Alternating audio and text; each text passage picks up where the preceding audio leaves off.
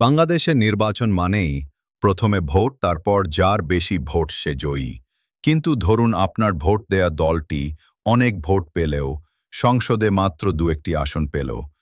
এটা কি ন্যায্য? এই প্রশ্নের উত্তর খুঁজতে আমাদের যেতে হবে পিআর পদ্ধতির কাছে, মানে প্রপোর্শনাল রিপ্রেজেন্টেশন, আনুপাতিক প্রতিনিধিত্ব। পিআর পদ্ধতিতে একজন ব্যক্তি নয়, একটি দলের মোট ভোটের উপর ভিত্তি করে সংসদে আসন বণ্টন হয়। যদি কোনো দল 30% ভোট পায়, তারা পাবে 30% আসন, এমনকি তারা সরাসরি একটি আসনও না জিতলেও। এই পদ্ধতিতে সব ভোটেরই মূল্য থাকে, নষ্ট হয় না একটিও। পিআর পদ্ধতির সবচেয়ে বড় সুবিধা হল সব দলের জন্য সমান সুযোগ। ছোট দলগুলোও তখন পার্লামেন্টে প্রবেশ করতে পারে।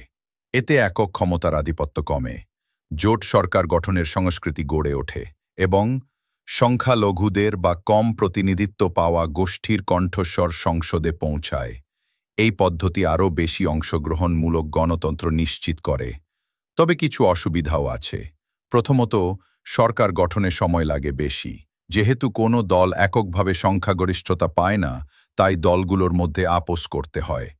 অনেক দল মানে অনেক মতপার্থক্য, ফলে সিদ্ধান্ত গ্রহণে দেরি হতে পারে এবং রাজনৈতিক স্থিতিশীলতা ব্যাহত হওয়ার আশঙ্কাও তৈরি হয়।